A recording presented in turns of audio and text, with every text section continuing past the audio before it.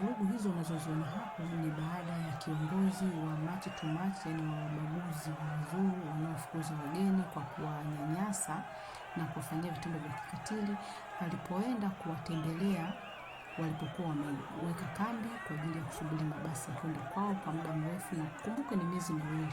Sasa akajipeleka pale, wakamwambia kwamba sisi sio wanyonge tena, kwa sababu tuko hapa tunakubali kuondoka, mmetutoa majumbani kwetu, hatuna chochote tulichowahi kuvuna, na sasa tunasubiri mabasi ya kwenda kwetu.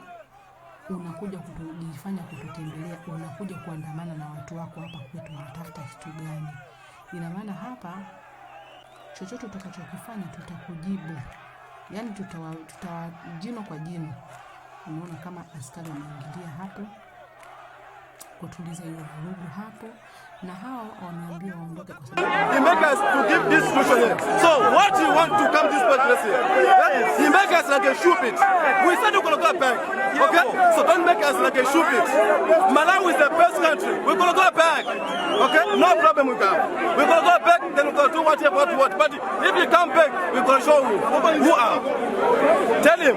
Sina patinake manje la basi babone la babantu bafikayo basi kocha la tina masa ama Afrika basi kocha watu basifikela la basi bakona maphoyisa ukuthi sihambe singajoyelane kanjalo ngoba nginene kuzovela ukuthi kuliwe ngoba sena maphoyisa vele bafika la babantu basusayo la basisa la sikhala khona bayasileta lana bafuna la bayofuna lana.